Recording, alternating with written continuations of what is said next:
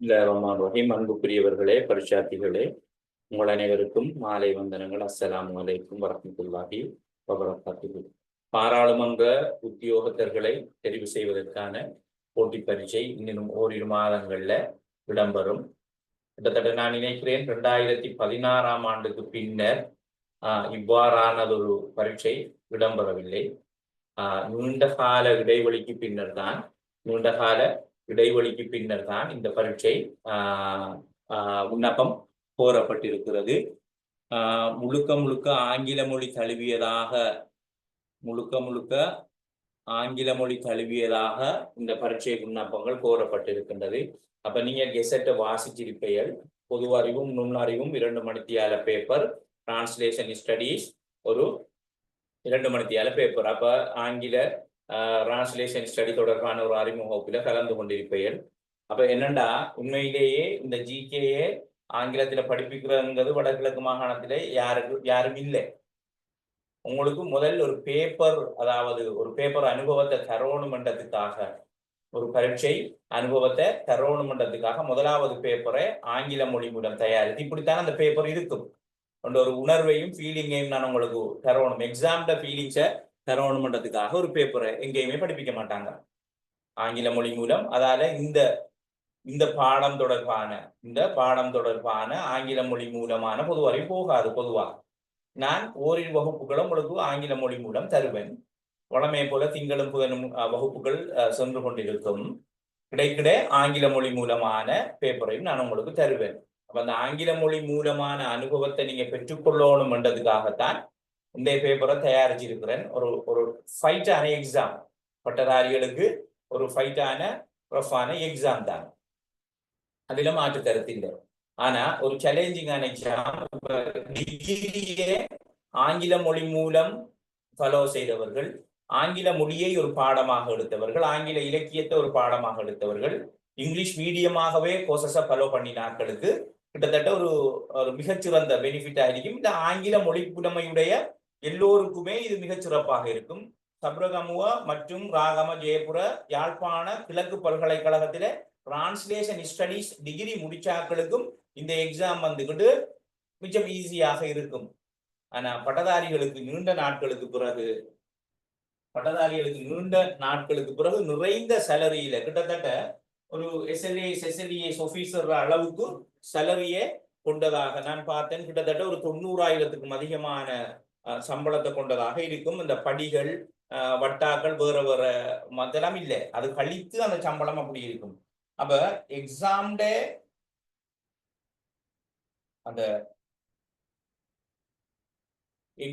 இந்த விளக்கத்தை பாருங்க. என்னன்னு சொன்னா, நான் அந்த கெசட்டை இன்னும் ஒரு வாய்க்கு கேள்வி எடுக்க போவோம். ஒரு மணித்தியால 2 பகுதிகளை கொண்ட பொது அறிவு வினாத்தாள் ஆகும். விண்ணப்பதாரிகள் உள்நாட்டு மற்றும் வெளிநாட்டு விவகாரங்கள் பற்றிய அறிவை மதிப்பிடும் வகையில் வினாத்தாள்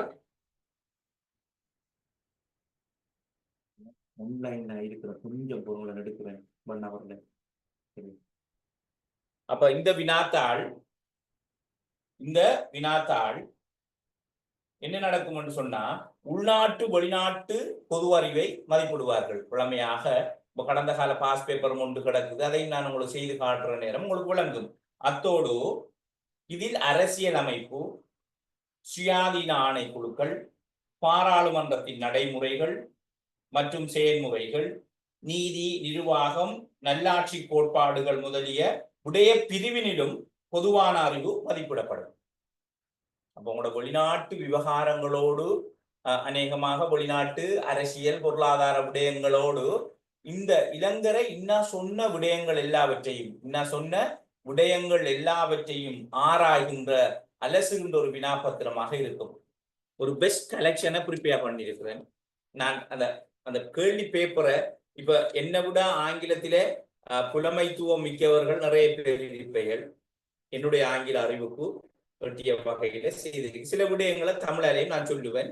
நீங்க தேவையானதை டிரான்ஸ்லேஷன் பண்ணிக்கிட்டா சரி, எடுத்து வச்சு படிச்சுக்கிட்டே இருந்தா சரி.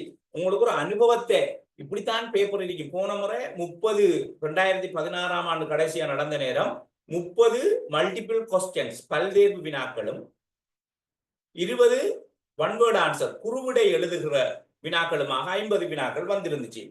அப்ப 1 ஹவர் பேப்பர் என்பதால ஒரு 50 கேள்வியை நாங்க எதிர்பார்க்கலாம்.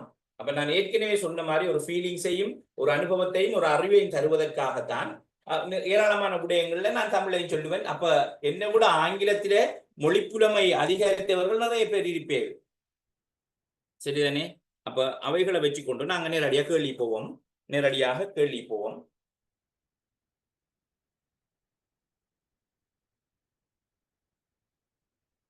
சின்ன சின்ன ஆங்கில இலக்கண கிராமட்டிக்கல் மிஸ்டேக் எல்லாம் வந்தெல்லாம் அதெல்லாம் ஆங்கில பட்டதாரிகள் பொருட்தருளோனும் எண்ணத்தோட கேட்டு விஷயத்துக்கு வருவோம்.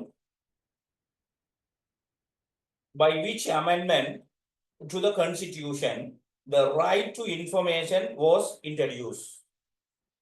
அதாவது தகவலறியும் சட்டம் மூலம் எந்த அரசியல் யாப்பு சீர்திருத்தத்தின்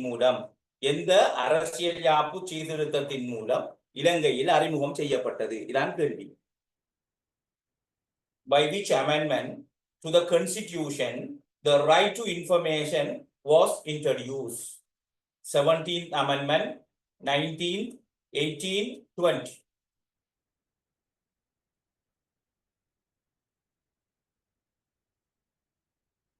பேப்பர் அனுப்பலையா சார்? அனுப்பினான் தானே? ஓகே, திரும்ப அனுப்புறேன்.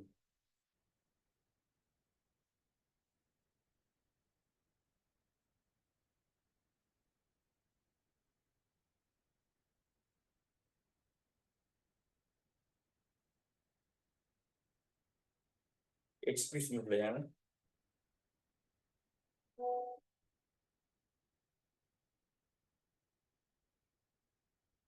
Okay okay okay.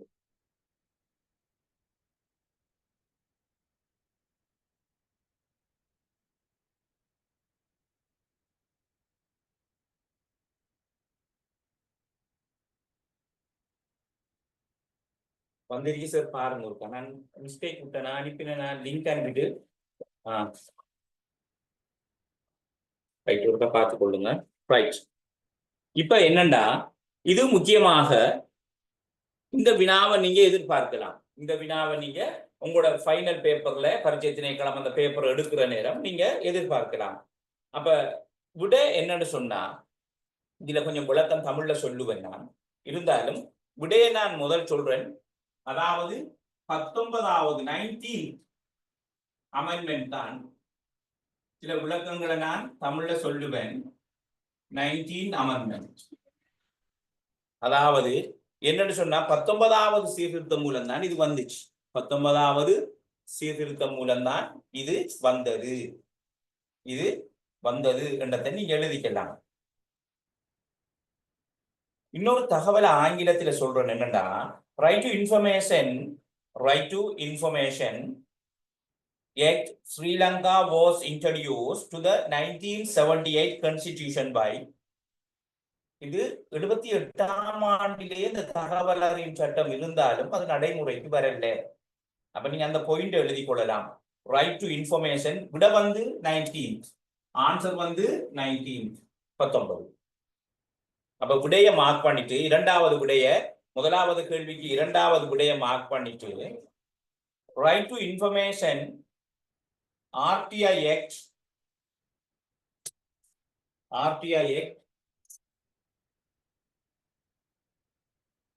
Sri Lanka was introduced 1978 constitution. Right to information RTI Act Sri Lanka was introduced to the 1978 constitution by 19th amendment 2015. அப்ப இரண்டாம் குடியரசு அரசியல் யாப்புல சரிதான 19வது சீர்திருத்தத்தில 2015ஆம் ஆண்டு தகவல் அறியும் சட்டம் மூலம் நிறைவேற்றப்பட்டது. இதை மண்டைக்க வாங்கிக் கொள்ளுங்க. திரும்ப இது 12ஆம் இலக்க, அதாவது RTI Act 12 2016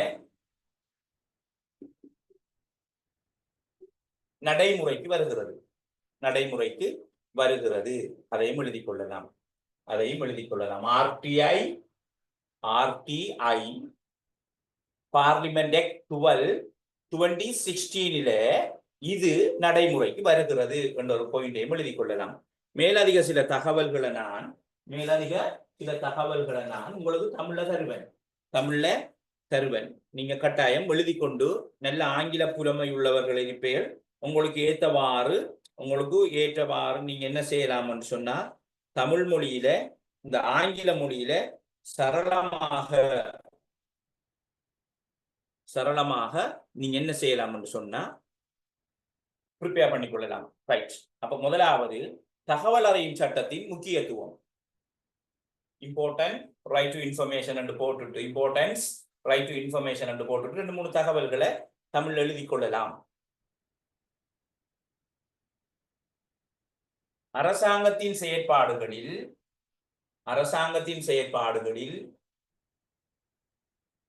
வெளிப்படைத்தன்மை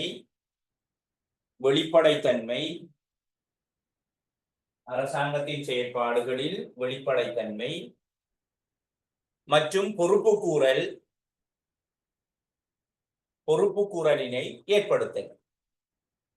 அரசாங்கத்தின் செயற்பாடுகளில் வெளிப்படைத்தன்மை மற்றும் பொறுப்புக்கூறலை ஏற்படுத்துவது அவசியமாகும்.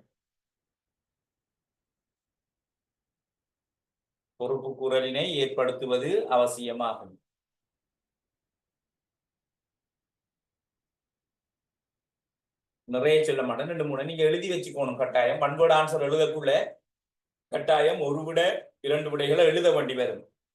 அடுத்தது வெளிப்படைத்தன்மை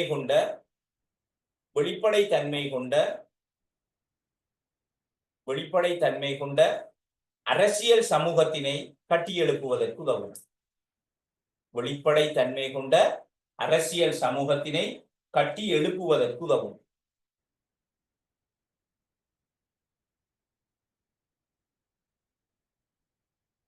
மூன்றாவது, நாட்டின் அபிவிருத்தியின் பயன்களை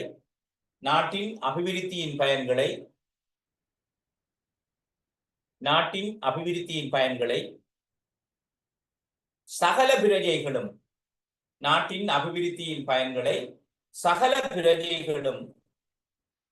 வளர்த்தெடுப்பதற்கும் பின்பற்றுவதற்கும் இப்படி எழுதுங்க. நாட்டின் அபிவிருத்தியின் பயன்களை சகல பிரஜைகளும் அனுபவிப்பதற்கு வழிவகுக்கும். நாட்டின் அபிவிருத்தியின் பயன்களை சகல பிரஜைகளும் அனுபவிப்பதற்கு வழிவகுக்கும்.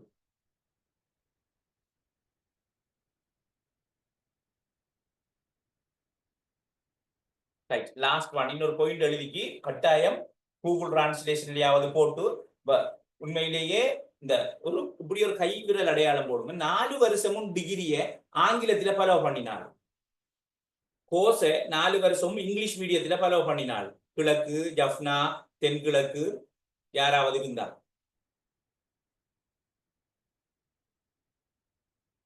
டிகிரிய 4 வருஷம் மேனேஜ்மெண்ட் இங்கிலீஷ்ல தானே follow பண்ணிப்பீங்க.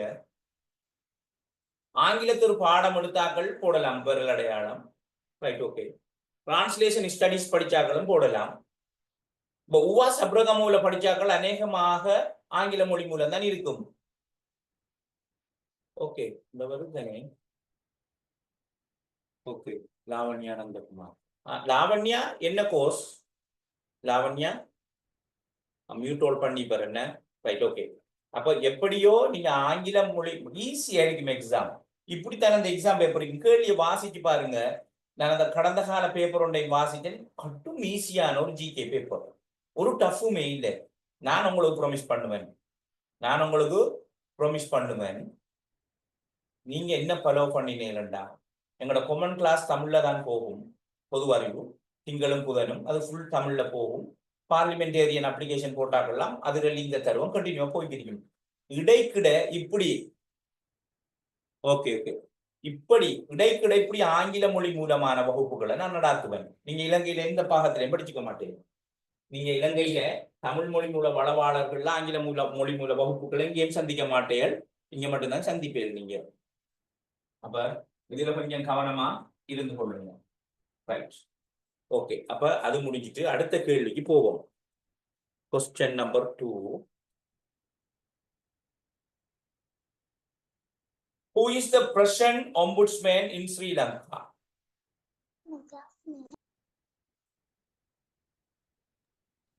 Who is the present ombudsman Sri Lanka?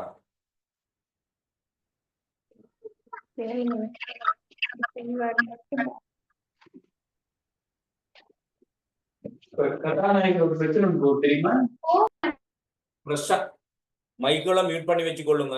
Okay okay okay Hariharan விட சரி. ஹரிஹரன் விட சரி. ஓகே, அதாவது கேபிகே கிரிம்புரேகம. இரண்டாவது கேள்விக்கு விட இதான் கிரிம்புரேகம.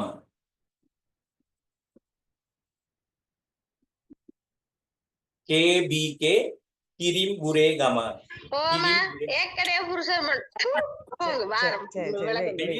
தினேஷ் மைக்க மியூட் பண்ணுங்க. ஐயோ,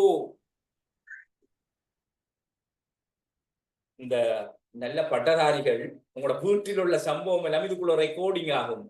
நான் ஏன் மியூட்டோல் கொடுக்குறேன், நானும் நீங்களும் பேசினா தான் அந்த வகுப்பு ஒரு வான்மை நிறைந்ததாக உயிர்ப்போடு இருக்கும். இப்போ ஒரு வருடத்துக்கு முன்னர் அல்லது 1.5 வருடத்துக்கு முன்னர் ஒரு பெண் மாணவி தான் இப்படி ஜூம்ல இருந்தா, மைக்கு அவ ஓன் பண்ணி வச்சுட்டா. ஏதோ ஒரு காரணம், அவருடைய கணவரும் அவவும் பயங்கரமாக சண்டையிட்டு கொண்டார்கள். அந்த சரியான டர்ட்டி வேர்ட்ஸ், அசிங்கமான வார்த்தைகளை 2 பேருமே ஆளுக்காள் பரிமாறிக்கொண்டார்கள். கிட்டத்தட்ட நாங்க இவ்வளவு நேரம் கத்தியும் கடைசியில 2-3 நிமிஷம் பார்த்துட்டு மியூட்டோல கொடுத்து விட்டதுக்கு பிறகு அவரை ரிமூவ் பண்ணி விட்டுட்டேன் நான் அந்த லேடியை. அப்போ கடும் அசிங்கம். அந்த ரெக்கார்டிங்கை யாருக்கு மிஸ்யூ பண்ணலாமா? அவ்வளவு தூசண வார்த்தைகள். அப்ப நீங்க படிக்கப்பட்டதார்கள் ஏன் மியூட்டோல் கொடுக்க இல்லையென்றா, நானும் நீங்களும் பேசினா தானே அந்த வகுப்பு உயிர்ப்போடு இருக்கும். இல்லாட்டி மௌனப்படம் மாதிரி நான் பேசி கேட்க நீங்க மௌனமாக இருப்பேன். அதுக்காகத்தான் அப்ப நீங்க கொஞ்சம் கவனம் அறியுங்க. நான் உங்களுக்கு, நீங்க பட்டதாரிகள், அடுத்தது கணவன் டிஸ்டர்ப் இருக்கும், அம்மா பட டிஸ்டர்ப் இருக்கும், குழந்தைகள டிஸ்டர்ப் இருக்கும், வேற டெலிபோன் வரும். எல்லா பிரச்சனைகளையும் கடந்துதான் வீட்டில ஜூம் கிளாஸ் இருக்கணும். இன்றைக்கு ஃப்ரைடே எனக்கு 6 அக்காமாரும் 3 அண்ணன்மாரும். நாங்க அம்மா வாழ்ந்த இடமண்டத்தால எல்லோரும் ஃப்ரைடே வருவாங்க. கடும் டிஸ்டர்பன்ஸை தான் இருக்கும். இருந்தாலும் கதவை அடைச்சி மேலுக்கு ஏறி எல்லாம் செஞ்சு சேஃபா யாரையும் வராம விடாம பார்த்து கொள்ளுவாங்க. அதே மாதிரி நீங்களும் கொஞ்சம் ஒதுக்குப்புறமாக நீங்க. தினேஷ் மைக்க மியூட் பண்ணி கொள்ளுங்க. Right, okay right. கிரிம்புரேகம. சில வேளைகள்ல பாராளுமன்ற ஒம்புட்ஸ்மேனின் கடமைகள், டியூட்டிஸ் ஆஃப் த ஒம்புட்ஸ்மேன் என்று சில வேளை கேள்வி வரக்கூடிய வாய்ப்புகள் இருக்கும். கடமைகள் அல்லாதது, கடமைகள் என்று சில வேளை கேள்விகள் இருக்கும். சில விடயங்களை நான் என்ன செஞ்சிருக்கேன்னு சொன்னா சில விடயங்களை குறிச்சி கொண்டாந்திருக்கிறேன். அதையும் பார்த்துக் கொள்ளலாம்.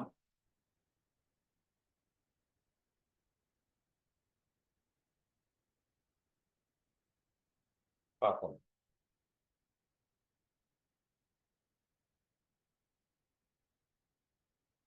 Act number 17 இது இன்ட்ரோடியூஸ் ஆகுது.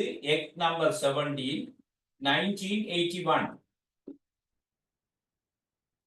இதில்தான் பாராளுமன்ற ஒம்புட்ஸ்மேன் என்ற ஒரு பதவியை உருவாக்குகிறார்கள். 17ஆம் இலக்க நிலையியல் கட்டளை சட்டம் 1981.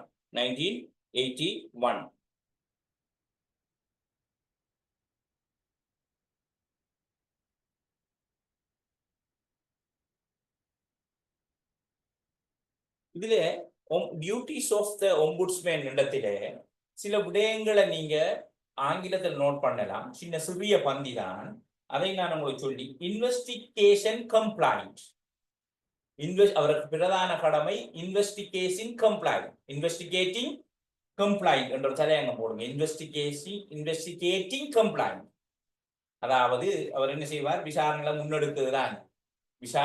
முன்னெடுக்குதுதான், முறைப்பாடுகளை விசாரிப்பதுதான் ஒம்புட்ஸ்மேன் பிரதான கடமை. அதுக்குள்ள சிலவற்றை சொல்றேன். ஃபண்டமெண்டல் ரைட்ஸ் வயலேஷன்ஸ் நீங்க நோட் பண்ணிட்டா சரி. ஃபண்டமெண்டல் ரைட்ஸ் வயலேஷன் டிரான்ஸ்லேட் பண்ணுவேன் தமிழ்லையும். fundamental rights violation, the ombudsman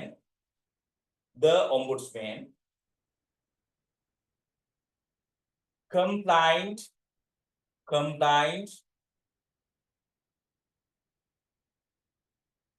alleging violations நீங்க எப்படியும் புலவிட மாட்டீர்கள்.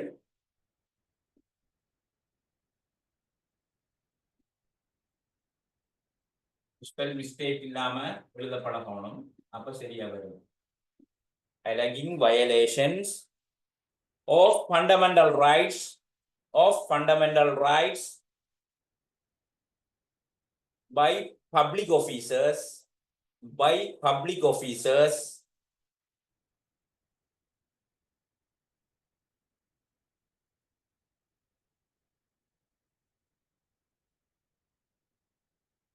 officers in provincial council இந்த பாங்கு அதான் சொல்லுது. ஒரு நிமிடம் சைலன்ஸ் இருந்துட்டு வாங்க.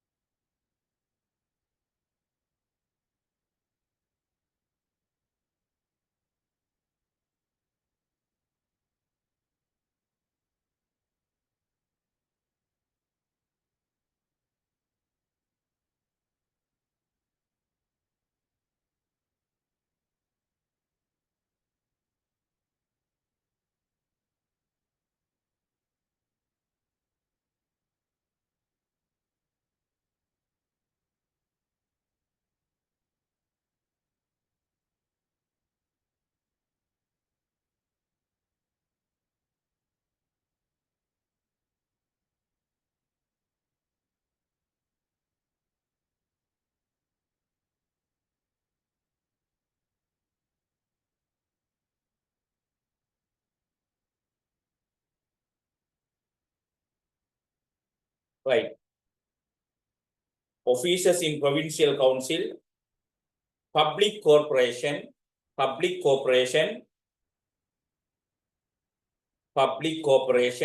or similar institution என்றதை நீங்க நோட் பண்ணிட்டு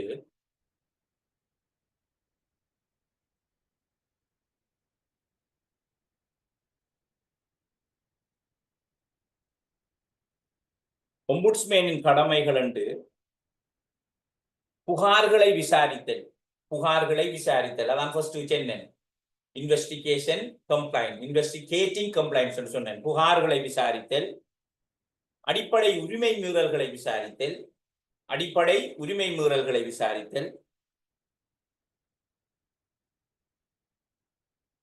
பொது அதிகாரிகள் மாகாண சபை அதிகாரிகள்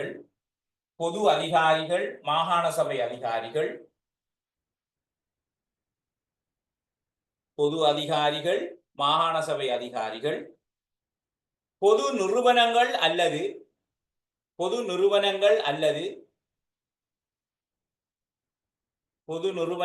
அல்லது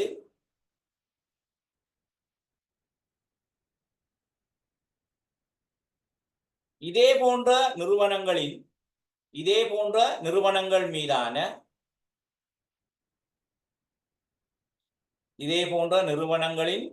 மீதான அடிப்படை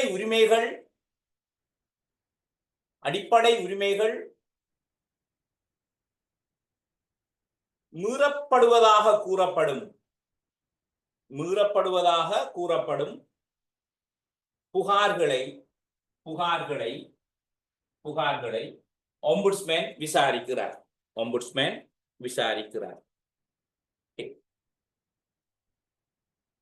அவ்வளோதையும் போட்டுக் கொள்ளுங்க. மேலதிக தேடல்கள் வந்தா பார்க்கலாம்.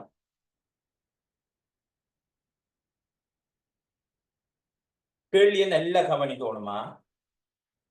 The disqualification that are not included. The disqualification to a person for not being elected as a president in the presidential election. திரும்ப வாசிக்கிறேன். The disqualification that are not included in the disqualifications to a person for not being elected as a president in the presidential election. ஜனாதிபதி தேர்தலில் ஒருவர் ஜனாதிபதியாக தேர்ந்தெடுக்க முடியாமல் இருப்பதற்கான தகமை ஈனங்களுள் அடங்காதது எது? இதான் கேள்வி. தமிழ்ல சரியான டிரான்ஸ்லேஷன் ஜனாதிபதி தேர்தலில் ஒருவர், என்னுடைய தமிழ் சரியாയിരിക്കും, நான் பேசிக்லி ஒரு தமிழ் ஆசான், ஆங்கிலத்தில் இல்லாட்டியும் தமிழ்ல மொழிபெயர்க்கக்குள்ள அது மிகச்சரியாக வரும். ரைட். ஜனாதிபதி தேர்தலில் ஒருவர் ஜனாதிபதியாக தேர்ந்தெடுக்கப்படாமல் இருப்பதற்கான தகமை ஈனங்களுள் அடங்காதது எது? விடைய வாசிக்கிறேன் பாருங்க.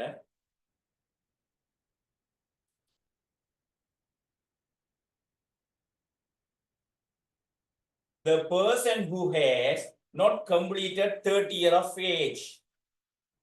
The person who has dual citizenship. The person who has been removed from the presidency. The person who is contesting second time. அந்த வயதை 35 என்று மாற்றிக்கொள்ளுங்க. விடையில அந்த வயதை 35, அதாவது அவர் 35 வயதை அடையாதவராக இருத்தல் என்று சரியா எழுதி கொள்ளணும். அப்ப 35 என்று மாற்றிக்கொள்ளுங்க. இப்ப பாப்போம் விடையே. ஹரிஹரன், சேலஞ்சிங்கான கேள்விகள் தான்.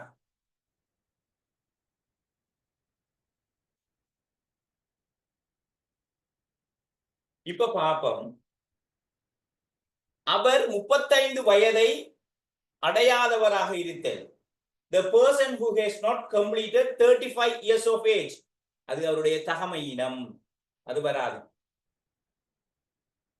சரிதானே? திரும்ப பாப்போம். The person who has dual citizenship. அவர் இரட்டை பிரஜா உரிமை கொண்டவராக இருத்தல், அதுவும் தகமையினம். அப்படி dual citizens இருந்தா வராது.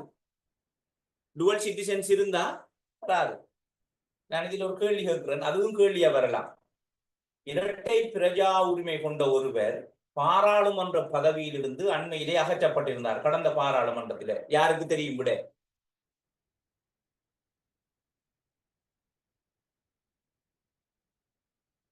கடந்த பாராளுமன்றம் 16வது பாராளுமன்றம் இரட்டை பிரஜா உரிமை கொண்ட ஒருவரை பாராளுமன்றத்திலிருந்து அகற்றியிருந்தது. யாருக்காவது தெரியுமா?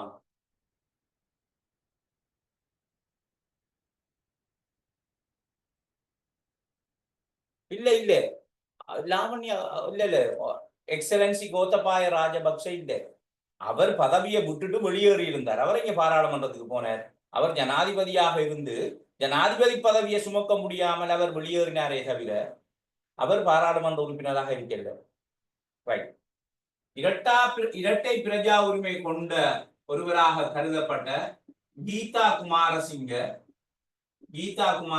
16வது பாராளுமன்றத்திலிருந்து இரட்டை பிரஜா உரிமை டுவல் சிட்டிசன் உடையவராக கருதப்பட்டதால அவர் பதவி நீக்கம் செய்யப்பட்டார் என்றதோட அப்ப பாப்போம், அதுவும் வராது. The person who has been removed from the presidency. பாராளுமன்ற ஜனாதிபதி பதவியிலிருந்து அகற்றப்பட்டவராக இருத்தல், அதுவும் தகமை ஈனம்தான். அவரும் வரையிலார். ஆனால் ஜனாதிபதி தேர்தலிலே 2வது முறை போட்டியிட்டவராக இருத்தல், the person who is contesting second time, அது ஒரு பிரச்சனையும் இல்லை. நல்லா விளங்கி கொண்டு விட்டா சரி. கேள்வியே, ஜனாதிபதி தேர்தலில் ஒருவர் ஜனாதிபதியாக தேர்ந்தெடுக்க முடியாமல் இருப்பதற்கான தகமை ஈனங்களுள் அடங்காதது. அப்ப அது 3ம் தகமை ஈனங்கள். இது தகமை ஈனம் இல்லை. அவர் 2வது தடவை போட்டியிடுபவராக இருந்தாலும் பிரச்சனை இல்லை. மூன்றாம் தடவை போட்டியிடுபவராக இருந்தால் தான் பிரச்சனை. இப்ப இதுல ஒரு கேள்வி வரும் உங்களுக்கு, மஹிந்த ராஜபக்ஷ அவர்கள் அப்ப மூன்றாம் தடவை போட்டியிட்டார் தானே என்ற ஒரு கேள்வி உங்களுக்கு வரும். அவர் 19வது சீர்திருத்தத்திலே ஜனாதிபதி ஒருவர் 3 தடவை போட்டியிடலாம் என்று திருத்தி இருந்தார். அதை 20ல நல்லாட்சி அரசாங்கம் திரும்ப 2 தடவை என்று மாற்றி போட்டது. இப்போ 2 தடவை தான். அப்ப நிறைந்த அறிவு இருந்தா தான் நாங்க எப்போ நல்ல நீண்ட வாசிப்பாளர்களாகவும் இருக்கணும், நிறைந்த அறிவும் இருக்கணும். ஓகே.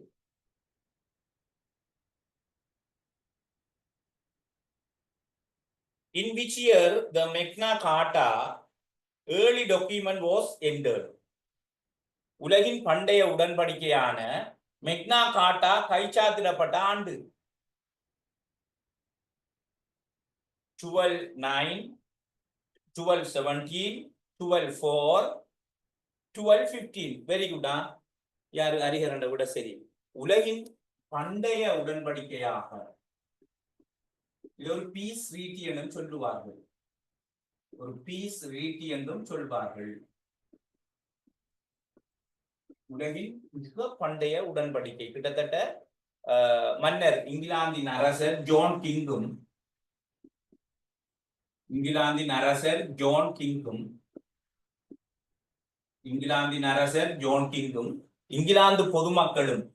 இங்கிலாந்து பொதுமக்களும் செய்து கொண்ட ஒரு சமரச உடன்படிக்கை. பண்டைய அரசியல் உடன்படிக்கையாக, பண்டைய சமரச உடன்படிக்கையாக, ரீட்டி ஆஃப் பீஸாக கருதப்படுகிறது. அப்ப உலகின் in which year Magna Carta the early document was entered? உலகின் பண்டைய உடன்படிக்கையான மெக்னா கார்ட்டா கைச்சாத்திடப்பட்ட ஆண்டு. அப்ப அது இங்கிலாந்து மக்களுக்கும் இங்கிலாந்து அரசருக்கும் இடையிலே செய்து கொள்ளப்பட்ட ஒரு சமரச உடன்படிக்கை, ஏர்லி பீஸ், ரீட்டி ஆஃப் பீஸ் என்று சொல்வார்கள். அப்ப 1215 என்ற விடையையும் எழுதிக் கொள்ளலாம்.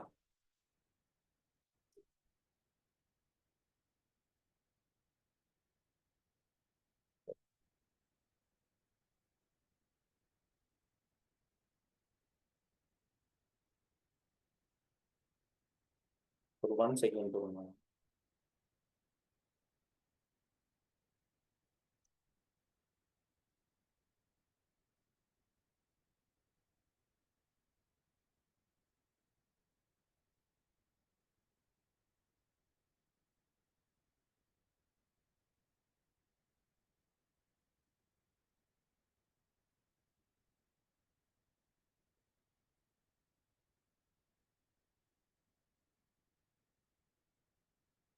ரைட்.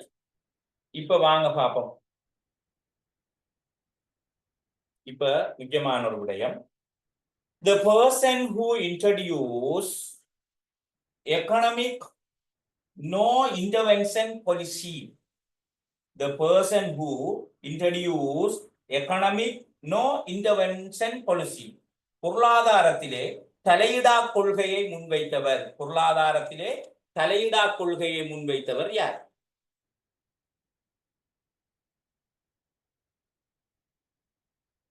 ரெடி பண்ணுவேன். ஒரு 2 மாசம் ஃபுல்லாவே படிச்சுட்டு போனேன்டா, ஷுவரா 100-75% வினாக்களுக்கு விடையளிப்பேன். இந்த பேப்பர் மெதட்டை கடந்த பாஸ் பேப்பரை வச்சு பிடிச்சிருக்குது. நிறைய விடயங்களை தந்திருக்காங்க. சுயாதீன ஆணைக்குழுக்கள், அரசியல் நிலைப்பாடு, உலக விவகாரங்கள், அரசியல், எல்லாத்தையும் சேர்த்துதான் ஒரு 3 இரவுகள் தொழில்பட்டு தான் இந்த பேப்பரை ப்ரிப்பேர் பண்ணிக்கிறேன். இதே போல இன்னும் பல பேப்பரோட நான் கண்டினியூவா படிப்பிச்சுக்கே போவேன். ஒரு பெஸ்ட் ஜாப் இங்கிலீஷ் இந்த நல்ல ஏழுமண்டாக்கள் இந்த வாய்ப்பை தவற விடாதீங்க. அதாவது குவார்டர்ஸ் தருவாங்க. ஸ்ரீ ஜெயவர்தனபுர கோட்டையில ஹை கிளாஸ் குவார்டர்ஸ், பாராளுமன்ற உத்தியோகத்தர்களுக்கு வழங்கப்படுகின்ற இடவசதி, சரிதானே? கட்டும் சீப்பா பாராளுமன்றத்தில பகல் உணவு, காலை உணவு, இரவு உணவு. ஜனாதிபதி, பிரதம அமைச்சர்கள், ராஜாங்க அமைச்சர்கள், பாராளுமன்ற உறுப்பினர்களுடனான உறவுகள், தொடர்பாடல்கள். அடுத்தது இலங்கையின் உயரிய சபையிலே பணியாற்றுகின்ற ஒரு கௌரவம். அப்ப இந்த வாய்ப்பு ஆண் பிள்ளைகளோ சரி, பட்டதாரிகளோ சரி, பெண் பிள்ளைகளோ சரி, மிகச் சரியான ஒரு வாய்ப்பு. 8 வருடங்களுக்கு பின்னர் 16ஆம் ஆண்டு கோல் பண்ணதுக்கு பிறகு கோல் பண்ணப்பட்டிருக்கு. போட்டி தான் பரீட்சை. அண்மையில சர்வேரிங் சயின்ஸ் குவான்டிட்டி சர்வேரை செலக்ட் பண்ணணும். ஒரு 400-500 பேர் எழுதினாங்க. 87 பேர் தான் பாஸ். அதுல தமிழ் மீடியத்திலே விரல் விட்டு எண்ணக்கூடியாக்கள் தான் பாஸ். அநேகமானவர்கள் எங்களுடைய கிரேட் காலேஜ் ஐடி சென்டர் ரெண்டுடைய மாணவர்களும் தான் எனக்கிட்ட படிச்சாக்கள் பாஸ் பண்ணிக்கிறோம். 4 நாளைக்கு ரிசல்ட் வந்துட்டு வாட்ஸ்அப்பால நிறைந்து போயிருந்தது. போல் எடுத்து சொல்லிக்கிட்டு இருந்தாங்க, இந்த நாட்கள் எல்லாம் பாஸ் பண்ணிருக்கிறோம் சார். அப்போ வாய்ப்புகள் தான். அதுல 30 கேள்வி வந்துருந்துச்சு 50 கேள்வியில. அந்த பேப்பரும் இந்த கைவசம் இருக்கு. அவங்க அந்த கேள்விகளை எனக்கு போட்டிருந்தாங்க. அப்ப பெஸ்ட் ஒன். அப்ப என்ன நடக்கும்ன்றது தெரியும். அவதானம் இருந்து ப்ரிப்பேர் பண்ணி படிச்சு கொள்ளுங்க. அடுத்தது உங்களுக்கு 2-3 பேப்பர் இந்த குரூப்ல நான் போடுவேன். அப்டிடியூட் இங்கிலீஷ் பேப்பர் ப்ராக்டிஸ் பண்ணி கொள்ளுங்க. சார் ஈஸியா விளங்கப்படுத்துவார், மிச்சம் ஈஸியா விளங்கும். அதையும் கொஞ்சம் பார்த்து கொள்ளுங்க. Right, okay. அடுத்த கேள்வி போவோம். கேள்வியதான் தலையிடா கொள்கையை முன்வைத்தவர் அடம் ஸ்மித். கேள்விக்கு விட அடம் ஸ்மித் முதலாவது விட என்று நினைக்கிறேன். அடம் ஸ்மித்.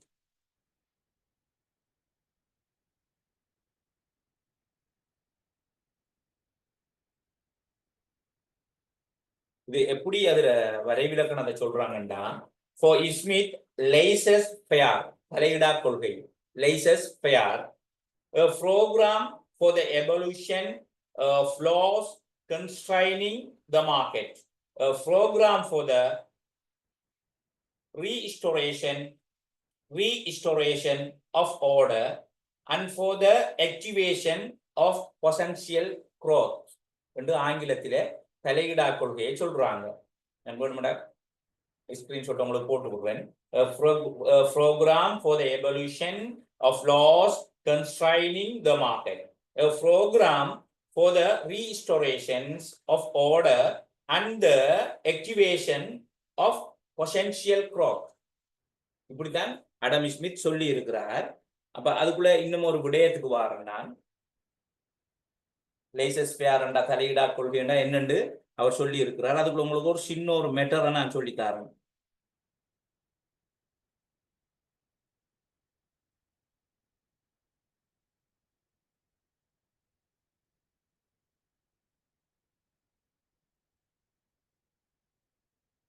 அடம் ஸ்மித் ஸ்காட்லாந்து நாட்டை சேர்ந்தவர். அவர் நேட்டிவ் இவர் ஒரு மிகச்சிறந்த பொருளாதார நிபுணர். இவருடைய நேட்டிவ் வந்து ஸ்காட்லாந்து.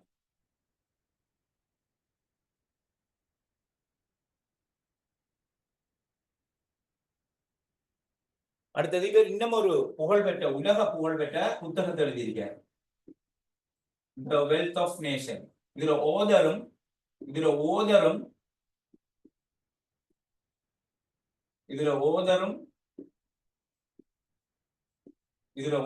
வந்து அடம் ஸ்மித் தான். இதுல ஓதரும் வந்து அடம் ஸ்மித் தான்.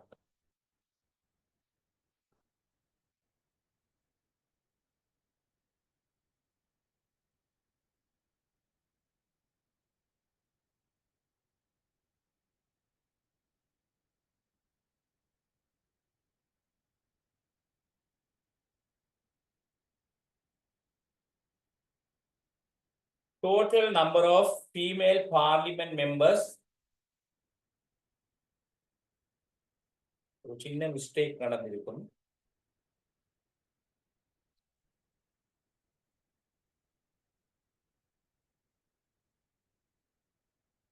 அதாவது 17 என்று மாற்றிக் கொள்ளுங்க. 17வது பாராளுமன்றத்தின் மொத்த பெண் பாராளுமன்ற உறுப்பினர்களின் எண்ணிக்கை. Total number of female parliament members in 17th parliament. ஒரு டைப்பிங் மிஸ்டேக் நடந்திருக்கு. அத 10th என்று அடிபட்டிருக்கு, 17th என்று மாற்றுங்க. இப்ப கேள்விக்கு விட சொல்லுங்க. இல்லையே 6வது அதுக்கு முன்னுள்ள கேள்வியை விட்டு. ஓகே தானே கேள்வி? ஓகே.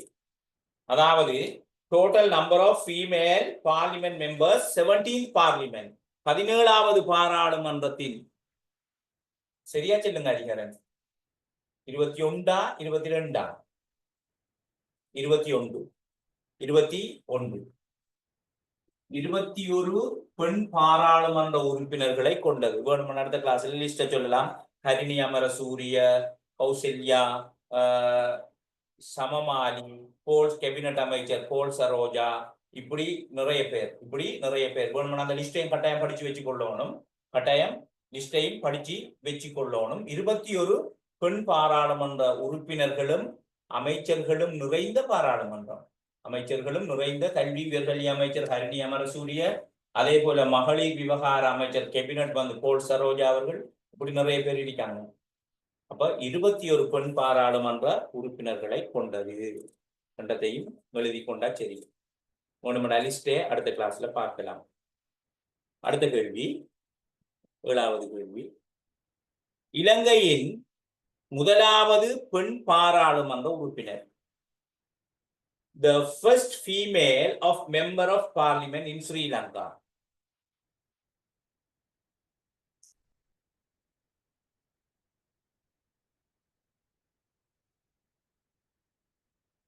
விடைகளை தெரிஞ்சார்கள் போடலாம்.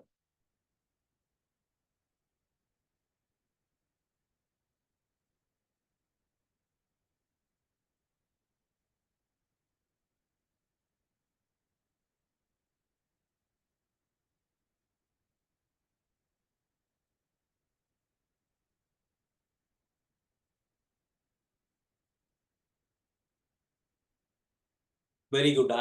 ஹரிஹரன் தவறா போட்டுட்டு திரும்ப சரியா போட்டிருக்கிறார். ஹரிஹரன் தவறா போட்டுட்டு திரும்ப சரியா போட்டிருக்கிறார். புளோரன்ஸ் சேனாநாயக்கர். புளோரன்ஸ் சேனாநாயக்கர் முதலாவது விட புளோரன்ஸ் சேனாநாயக்கர் தான் இலங்கையின் முதலாவது பெண் பாராளுமன்ற உறுப்பினர். 47 1947 1952 1947 1947 1952 1952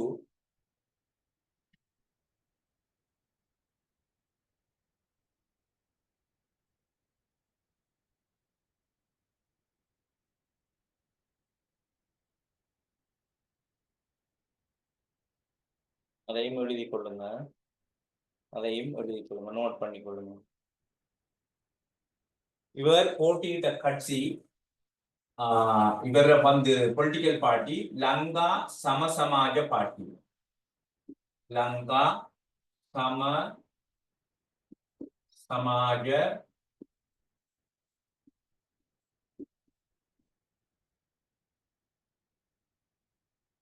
லங்கா சமசமாஜ பார்ட்டி.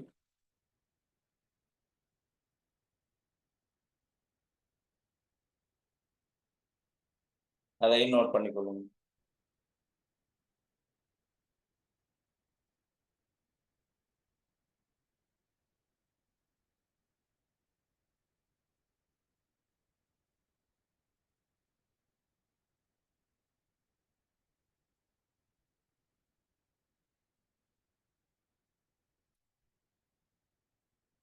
அதையும் நோட் பண்ணிட்டு இப்ப இதுல இன்னும் 2-3 விடயங்களை நாங்க பார்த்து போகலாம். 2-3 விடயங்களை நாங்க பார்த்து போகலாம். முதல்ல ஃபர்ஸ்ட் டைம் வந்துகிட்டு ஒரு லேடி மெம்பர் போற யாருன்னு சொன்னா 1931 லெஜிஸ்லேட்டிவ் கவுன்சில், பிரிட்டிஷாருடைய லெஜிஸ்லேட்டிவ் கவுன்சில், உயரிய சபையான சட்டசபை, லெஜிஸ்லேட்டிவ் கவுன்சில். இதுலதான் CWW கண்ணங்கரா கல்வி அமைச்சராக இருந்தார். இந்த 31ஆம் ஆண்டு ஒரு உயரிய சபைக்கு முதல்ல, அதாவது சட்டசபை என்று சொல்லுவாங்க. இந்த சட்டசபைக்கு அடலின் மெலாமுறை தான் இலங்கையின் முதலாவது பெண் சட்டசபை உறுப்பினர். அடலின் மெலாமுறை. அதை ஒரு கேள்வி வரும் பிள்ளைகள், கேள்வி வரும் சுவரா. இவர்தான் இலங்கையின் முதலாவது ஃபர்ஸ்ட் லெஜிஸ்லேட்டிவ் கவுன்சில் மெம்பர்.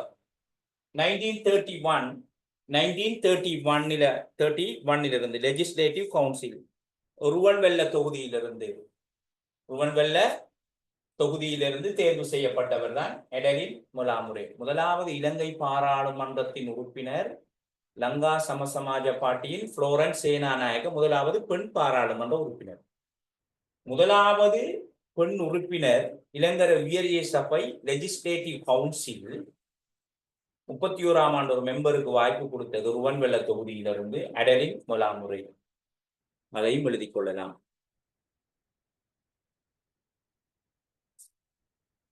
அடுத்தது இன்னும் ஒருவர் அதே வருடம் இருந்தார், நெய்சம் சரவணமுத்து. அது பக்கத்திலேயும் 1931 லெஜிஸ்லேட்டிவ் கவுன்சில் என்று எழுதிட்டார். சரி, லெஜிஸ்லேட்டிவ் கவுன்சில் என்று போட்டு எழுதிக் கொள்ளுங்கள்.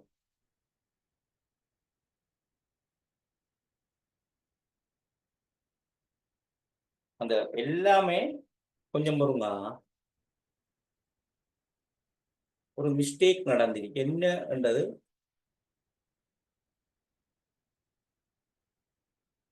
ஒரு சின்ன தவறு நடந்திருக்கு பாருங்க.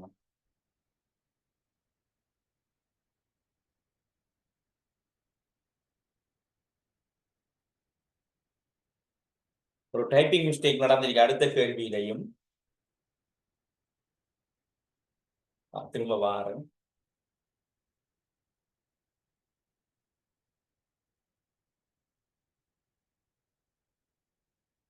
Who is the chief whip of the present government of Sri Lanka? Right. கேள்வி ஓகே. பாப்போம். விட தெரிஞ்சாக்கள் அந்த பதத்தை சரியா விளங்கிக் கொள்ளணும். Who is the chief whip of the present government Sri Lanka? பாப்போம் தெரிஞ்சாக்கள்.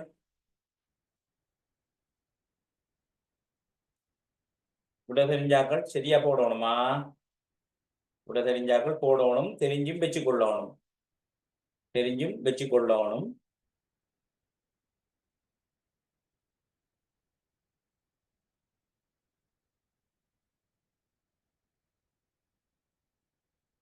சரி சரி, ஓகே ஓகே, நீங்க போடுங்க, நான் பாருங்க.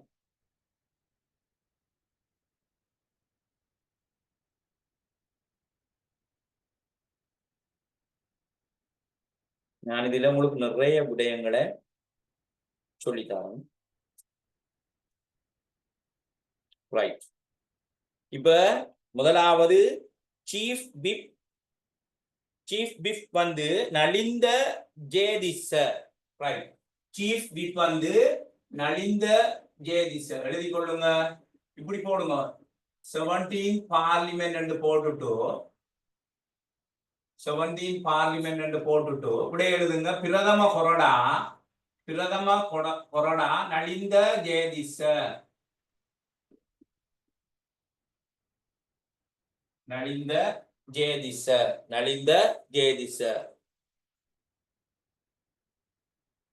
சீஃப் ஒப்போசிஷன் விப், பிரதம எதிர்கட்சி கொறடா. சீஃப் ஒப்போசிஷன் விப்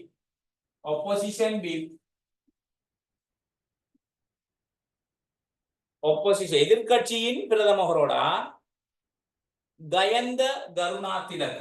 இவர் என்பிபி, இவர் வந்து எஸ்ஜேபி. கயந்த கருணாதிலக ஒன்றை மிஸ் பண்ணாம எழுதுங்க. கயந்த கருணாதிலக.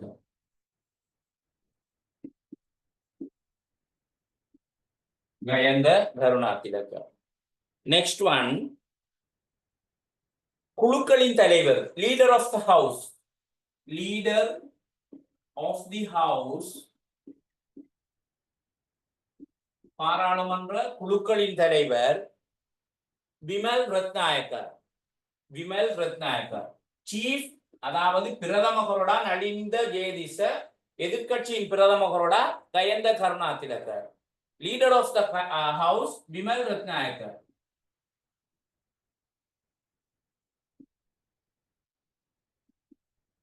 அதையும் எழுதுங்க பிள்ளைகள். இதெல்லாம் கேள்விகளாக வரும்.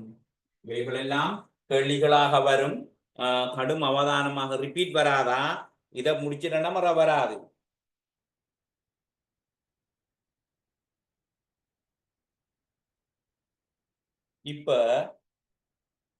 இப்ப இன்னொரு விஷயத்துக்கு வருவோம். இன்னொரு விஷயத்துக்கு வருவோம்.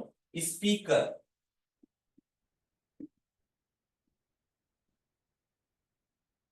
ஸ்பீக்கர் பிள்ளையர் சொல்லுங்க பாப்போம். ஸ்பீக்கர் என்ன நடந்திருக்கு?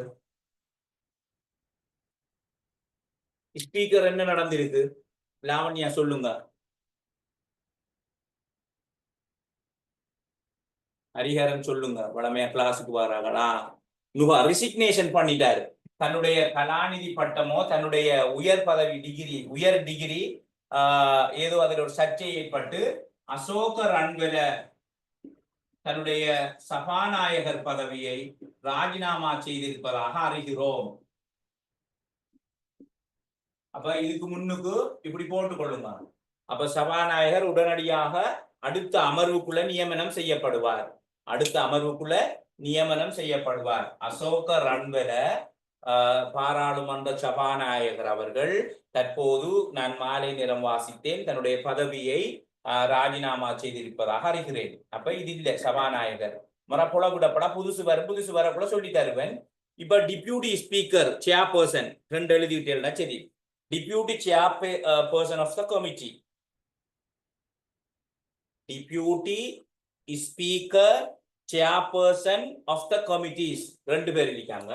டிப்யூட்டி சபாநாயகர் ஒரு ஆள், அவர் இல்லாட்டி இன்னும் ஒரு கமிட்டியில ஒரு சேர்பர்சன் இருப்பார். அப்ப deputy speaker chairperson doctor Rizvi Salih. Doctor Rizvi Salih அதை தெளிவா எழுதி கொள்ளணும். ஆங்கிலத்திலே ரிஸ்வி சாலிஹ், அதாவது deputy speaker and chairman of the committees doctor Rizvi Salih. அதே போல deputy chairperson of the committee Hemali Weerasekara. Deputy chairperson of the committees Hemali Weerasekara. அப்ப இலங்கை பாராளுமன்றத்துக்குள்ள இருக்கிற தொடர்பான கேள்விகள் எல்லாம் வரக்கூடிய வாய்ப்புகள் இருக்கும்.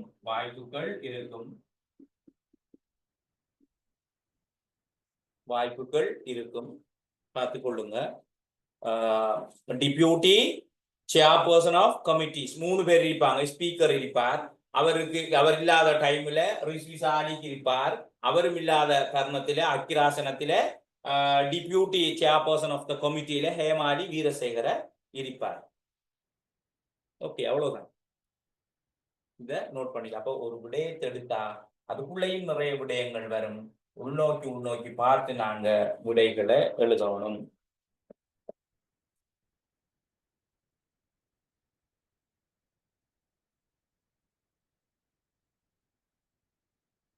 எவர் ஸ்பீக்கரா வர முடியாது? எல்ஏபி லேப்டாப் சொல்லுங்க. உங்களோட பேரை போட்டாம லேப்டாப்ல வந்து பரவாயில்ல, லேப்டாப் சொல்லுங்க. யார் ஸ்பீக்கரா வர முடியாதான்னு கேக்குறீங்க? குயிக்கா செக் பண்ணுங்க, இல்லாட்டி பேசுங்க.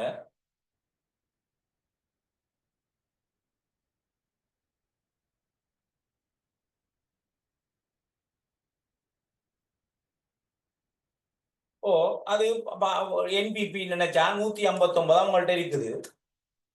அவங்க தான் நியமிப்பாங்க. உயர் அதிகாரத்தை விட தாண்டின பெரும்பான்மை அவர்கள்ட்ட இருக்கு. 144 விட 159 வச்சுக்கிட்டாங்க. அவங்க டாக்டர் ரிஸ்வி சாலிஹ் பாராளுமன்றம் கூடி அவங்க விரும்பினா நியமிக்கலாம். No issue. அவங்க ஒரு புதியவரையும் கொண்டு வரலாம், ரிஸ்வி சாலிஹையும் கொண்டு வரலாம். No issue. அதுல ஒரு பிரச்சனை இல்லை.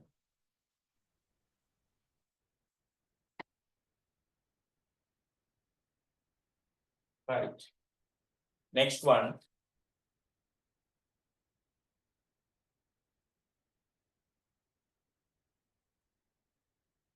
Who is the author of the world famous book The Prince?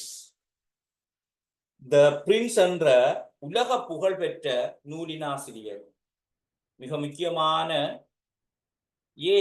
Niccolo மக்கியவல்லி.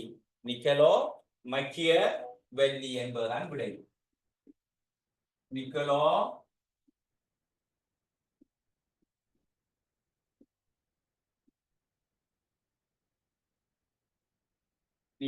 மக்கியவல்லி.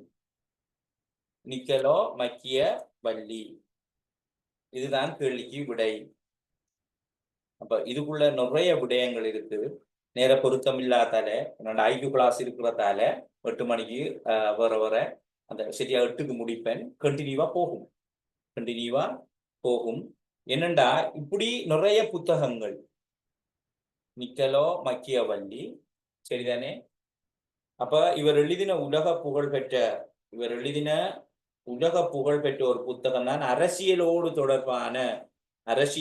தொடர்பான ஒரு பண்டைய நூல் தான் இந்த த பிரின்ஸ். இப்படியான கேள்விகளும் அதுக்குள்ள ஒரு வசனத்தை தந்துட்டான உங்களுக்கு அந்த கெசெட்ல வெளிநாட்டு எங்களுக்குள்ள கேள்விகளை நாங்க பார்க்கலாம். இத்தாலியில அதை எப்படி சொல்லுவாங்கன்னா பிறந்த இடத்தை ரீபப்ளிக் ஆஃப் புளோரன்ஸ் இத்தாலியில இருக்கின்ற புளோரன்ஸ் நகரம் தான் இவர் பிறந்தது. அந்த நேரம் அது புளோரன்ஸ் குடியரசு என அழைக்கப்பட்டது.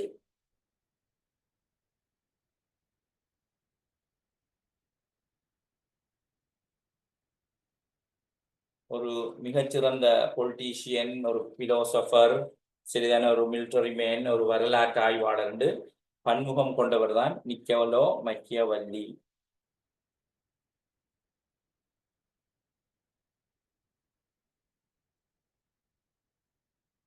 அதுல பாருங்க இப்ப லியோ டால்ஸ்டாயும் இருக்கு, அது தொடர்பா சொல்லுவேன். அடுத்தது வந்துகிட்டு மேக்சிம் ஹார்கியும் இருக்கு. இப்ப அவங்க எல்லாம் உலக புகழ்பெற்ற நூல்களை எழுதியவர்கள் தான் அவர்கள். இப்ப போரும் சமாதானமும் வார் அண்ட் பீஸ் என்பதை எழுதியவர் லியோ டால்ஸ்டாய். அப்புறம் ஓரம் எழுதிக்கலாம் வார் அண்ட் பீஸ் எழுதினவர் Leo Tolstoy. War and Peace எழுதியவர் லியோ டால்ஸ்டாய். த மதர் என்ற உலக புகழ்பெற்ற புத்தகத்தை எழுதியவர் ரஷ்யாவை சேர்ந்த மேக்சிம் ஹார்கி. லியோ டால்ஸ்டாய் வந்துகிட்டு ரஷ்யா. த மதரை எழுதின மேக்சிம் ஹார்கியும் ரஷ்யா தான். அப்ப அவைகள்ல இருந்தும் வினாக்கள் வரக்கூடிய வாய்ப்புகள் இருக்கும். The name of the famous Sinhala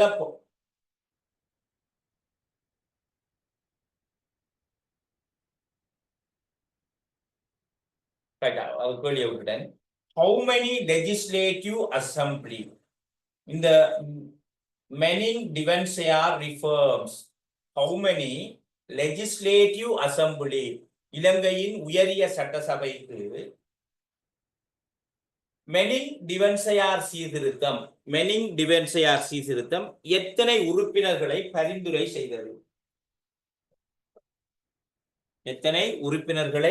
பரிந்துரை செய்தது? மெனிங் டிவன்சையார்.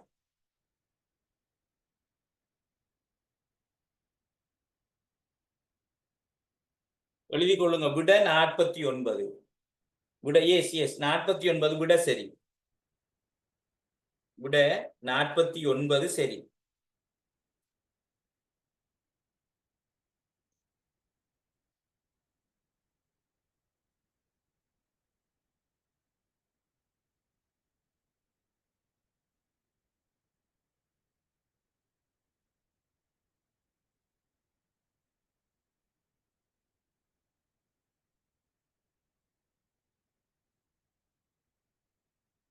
விட 49. உடைச்சு கேட்கும் வாய்ப்பு இருக்கும். இருந்தால் நாம் அதை பெருசா அலட்டிக்க தேவையில்லை. 2-3 சின்ன விடயங்களை நான் தமிழ்ல சொல்றேன். கட்டாயம் நீங்க டிரான்ஸ்லேட் பண்ணி எடுத்துக்கொள்ளுங்க. லோஜினி மைக்க மியூட் பண்ணுங்க. மைக் ஒருக்கா மியூட் பண்ணுங்க.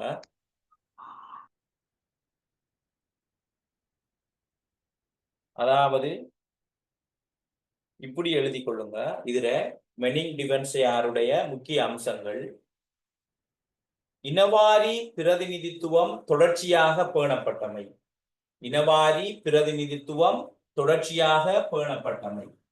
2-3 நான் தமிழ்ல சொல்றேன், எழுதி கொள்ளுங்க. உங்களுக்கு கடும் பிரயோசனமா இருக்கும். 1924 என்று போட்டுக்கொள்ளுங்க. மெனிங் டிவன்சையார் 1924. அதுல இனவாரி பிரதிநிதித்துவம் தொடர்ந்தும் நடைமுறையில் இருந்தமை. என்ன வருஷம் சார்? 1924 மெனிங் டிவன்சையால் அறிமுகப்படுத்தப்பட்ட அரசியல் யாப்பு அறிமுகப்படுத்தப்பட்ட வருடம் 1924. அடுத்தது தேசாதிபதி சட்டசபைக்கு தலைமை தாங்குவது நிறுத்தப்பட்டமை. தேசாதிபதி சட்டசபைக்கு தலைமை தாங்குவது நிறுத்தப்பட்டமை.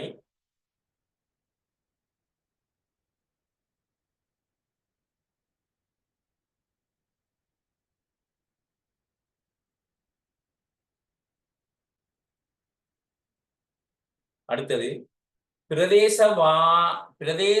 வாரி பிரதிநிதித்துவ தேர்தல் முறைமை.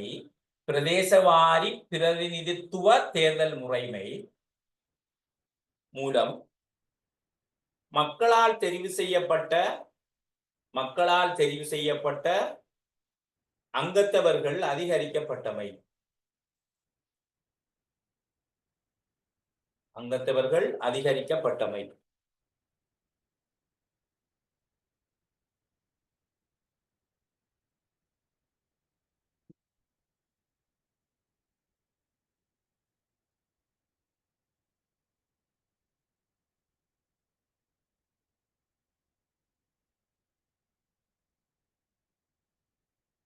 அடுத்தது நிதிக்குழுவில் இலங்கையர்கள் உள்வாங்கப்பட்டமை.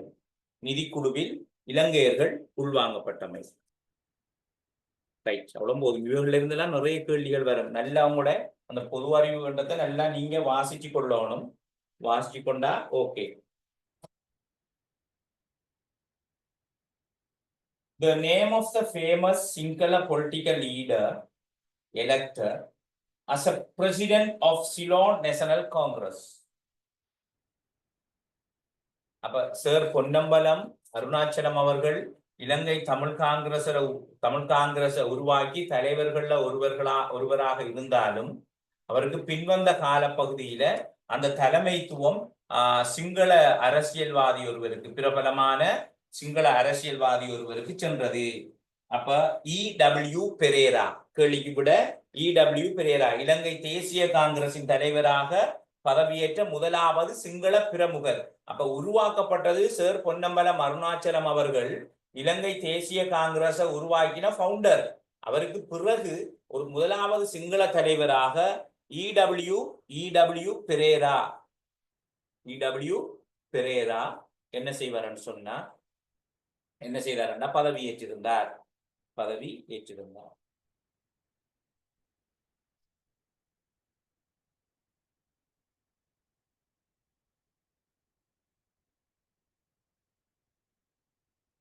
அடுத்த கேள்வி,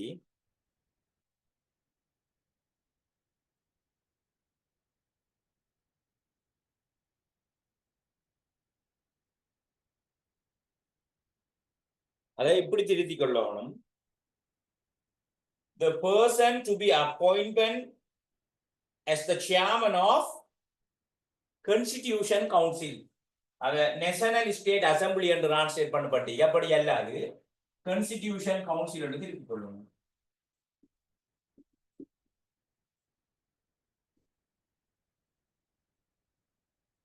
Constitution Council.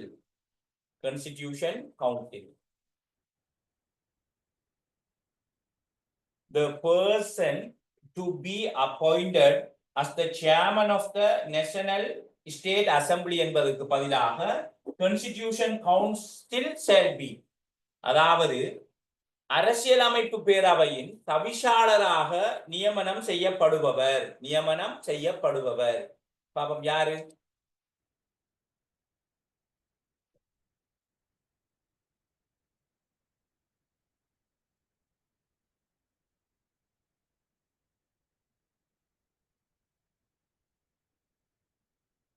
என்ன சத்தத்தை காணல, உடைய போடுங்களேன்.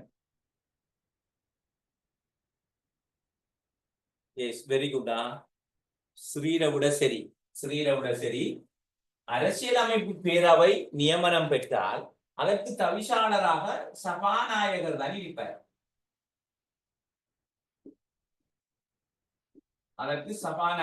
இருப்பார். அசோகர் அன்புல தான் சபாநாயகர் தான் சேர்மனா இருந்தார். ஆனா இப்ப இல்ல இனி அவருடைய ராஜினாமாவுக்கு பிறகு அசோக ரன்வேல இருக்கிறாரு. அப்ப இது எழுதப்பட்ட விதி. ஸ்பீக்கர் தான் சேர்மனா இருக்கலாம், சபாநாயகர் தான் தவிசாளராக இருக்கலாம். ஆனா வருகின்ற இப்ப அசோக ரன்வேலையில இனி வரப்போறவர் இருக்கலாம். அப்ப புதிய கான்ஸ்டிடியூஷன் கவுன்சிலுக்கு ஒரு சிலருடைய பெயர் இப்ப புதிதாக பிரேரிக்கப்பட்டிருக்கின்றது. ஏற்கனவே கட்டாயம் பிரதமர் இருக்கணும். அப்ப ஒரு மெம்பர் சபாநாயகர், அடுத்த மெம்பர் பிரதமர். அப்ப கௌரவ ஹரிணி அமரசூரியா அரச சார்பில ஒரு மெம்பர் இருப்பார். Honorable Prime Minister Harini Amarasuriya one of the member constitution council. சபாநாயகர் தான் தவிசாளராக இருக்கணும், அவர் தான் தலைவராக இருக்கணும் ஒன்று. அடுத்தது அவரோட சேர்த்து அரசு சார்பில கௌரவ அமைச்சர் விஜித ஹேரத்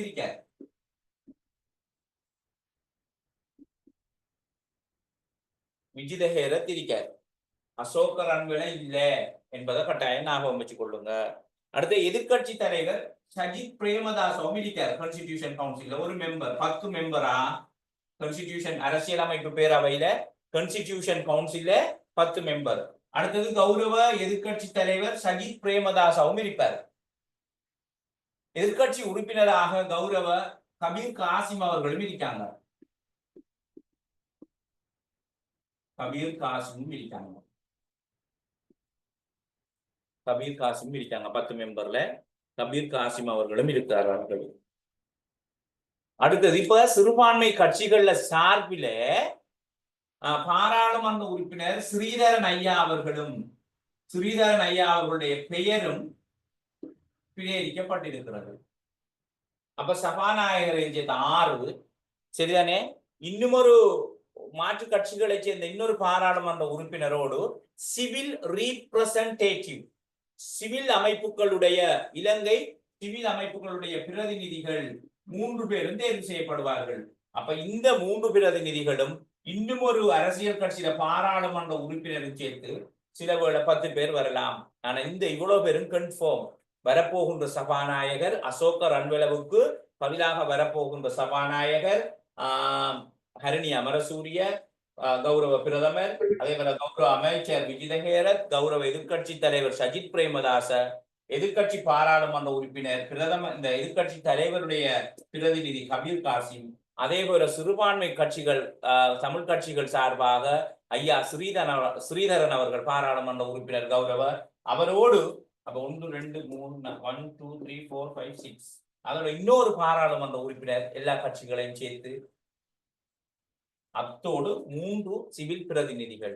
அப்ப எதிர்வரும் நாட்கள்ல இந்த கான்ஸ்டிடியூஷன் கவுன்சில் உருவாக்கப்பட்டு இந்த எல்லா டோட்டலாக முழுமையடையும். அப்ப எதிர்காலத்துல கேள்விக்கு எதிர்பார்க்கலாம். மெம்பர் எத்தனை பேர், சேர்மன் எத்தனை பேர், யார் யார் மெம்பர் என்பதையெல்லாம் கேட்கலாம். கொஞ்சம் கவனம் இருந்துவிட்டா சரி.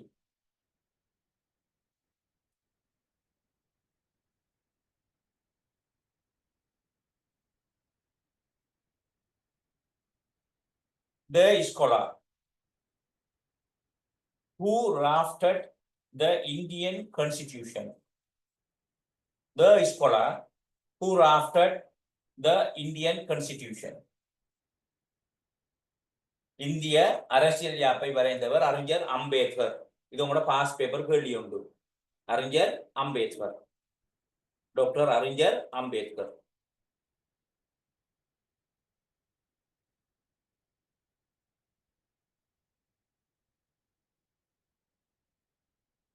அடுத்ததும் நாங்க எதிர்பார்க்கின்ற ஒரு கேள்வி.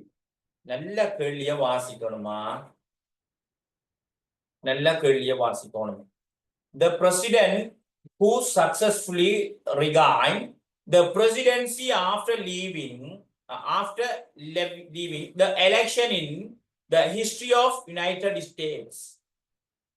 The president who successfully resigned the presidency after leaving the election in the history of United States. உங்களுக்கு வரக்கூடிய ஒரு கேள்வி. எஸ் ஹரிஹரன், உண்மையா பெஸ்ட் ஒன் ஹரிஹரன். நல்ல ப்ரிப்பரேஷன், பாராட்டுகள். உங்களோட விட சரி, உண்மையா நல்ல ப்ரிப்பரேஷன். பிள்ளைகள் நாங்க ஹரிஹரன் தொடர்ந்து விடைகளை போடுகின்ற ஒருவர். உண்மையில இப்படி ப்ரிப்பேர் பண்ணுங்க. இப்படி ப்ரிப்பேர் பண்ணி நான் பேப்பர் கைக்கு கிடைச்ச உடனே அவர் தன் ப்ரிப்பரேஷனை வச்சிருப்பார். இப்ப பேலன்ஸ் கேள்வி எல்லாம் ப்ரிப்பேர் பண்ணிக்கு வந்தா இன்னும் சில கேள்விகளையும் போடுவேன். இப்ப என்னன்னு சொன்னா கேள்வியை தமிழ பாருங்க. அமெரிக்க வரலாற்றில் முதல் ஜனாதிபதி தேர்தலில் வெற்றி பெற்று விட சரி அறிகிறேன்.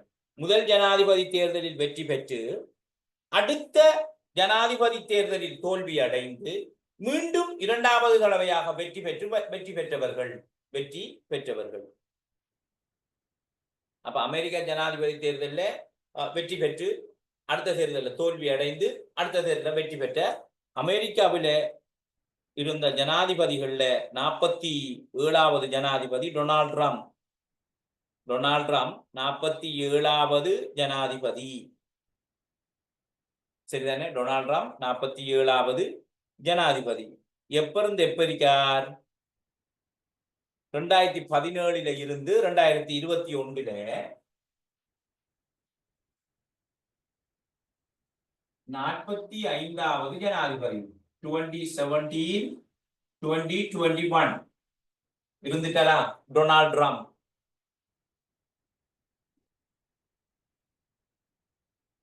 திரும்ப 21 இருந்து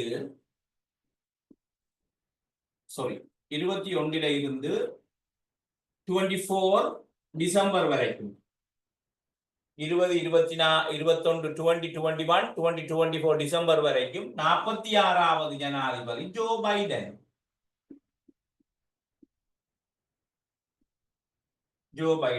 அப்ப இந்த தேர்தலில் டொனால்ட் ட்ரம்ப் 46 தோல்வி அடைகிறார். மீண்டும் 47வது ஜனாதிபதியாக 2025 இருந்து 2028 டிசம்பர் வரை விரிப்பார். இது வரலாறு சாதனை. அமெரிக்க வரலாற்றில இந்த விடயம். இவர் டொனால்ட் ட்ரம்ப் ரிபப்ளிகன் பார்ட்டியை சேர்ந்தவர். அதையும் எழுதிக் கொள்ளுங்க. டொனால்ட் ட்ரம்ப் ரிபப்ளிகன் பார்ட்டியை சேர்ந்தவர், குடியரசு கட்சியை சேர்ந்தவர். இந்த வரலாறு ஏற்கனவே ஒரு சாதனையாகத்தான் இருந்தது. இப்ப நான் விஷயத்துக்கு வாரேன்.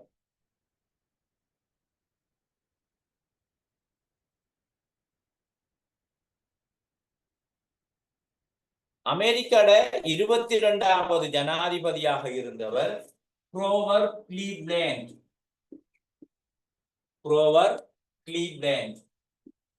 அமெரிக்காட 22வது ஜனாதிபதியாக இருந்தவர் குரோவர் கிளீவ்லேண்ட்.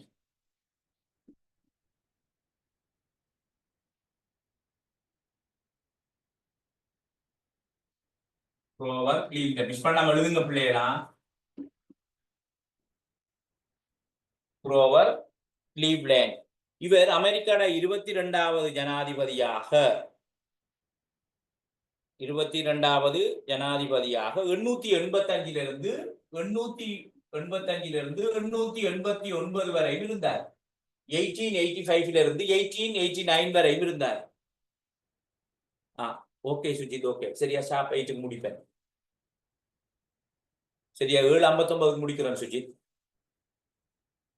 அடுத்தது திரும்ப 23 தோல்வி அடைந்து மீண்டும் 24வது ஜனாதிபதியாக இந்த குரோவர் கிளீவ்லேண்ட் 1893 இருந்து 1893 இருந்து 1897 அவர் ஜனாதிபதியாக வந்தார். இந்த கிளாஸ்ல ஒரு 15 மினிட்ஸ் அடுவாயிருக்கும். இதை நான் வந்துகிட்டு இன்னொரு கிளாஸ்ல சரி செய்வேன். எங்கட கிளாஸ் வளமையை போல திங்கள் புதன் ஜிகே கிளாஸ், உலக பொது அறிவு, தேசிய பொது அறிவு என்று சொல்லி கொமனா போயிட்டே இருக்கும். இந்த டியூட்டர் பேலன்ஸும் சரிதானே, இன்னும் சில கேள்விகளையும் சேர்த்து 1.5 மணி நேரம் இன்னொரு ஸ்பெஷல் கிளாஸ் போய்க்கிருக்கும். இடைக்கிட ஆங்கில மொழியில என்னால முடியுமான அளவுக்கு நான் உங்களுக்கு அந்த பரீட்சையில உணர்வு தரணுன்றதுக்காக இடைக்கிட ஆங்கிலத்துல செய்வேன். இந்த பேப்பரை பேலன்ஸையும் செய்வேன். திங்களும் புதனும் எங்களோட காமன் பொது அறிவு போய்கொண்டே இருக்கும் 7 to 8:30. நீங்க எல்லாருமே அதுல நீங்க ஜாயின் ஆகலாம். உங்களுக்கு தேவையான எல்லாம் கிடைக்கும். அதுலதான் நிறைய ஏராளமான உலக பொது அறிவு விடயங்களையும் தேசிய பொது அறிவு விடயங்களையும் நீங்க பெற்றுக்கொள்ளலாம். ஆங்கில மொழி மூலம் நடக்கின்ற பேப்பர்ல constitution, laws, parliament, Sri Lankan political history இப்படியான விடயங்களை நம்ம இங்கிலீஷ் பேப்பர்லையும் பார்த்து போகலாம். Okay Pillaiyar, wish you all the best. என்ன நம்பர் இது, இந்த ஹரிஹரனும் லாவண்யா நந்தகுமாரும் ஆளுக்கு ஒரு கோல் எடுங்க எனக்கு.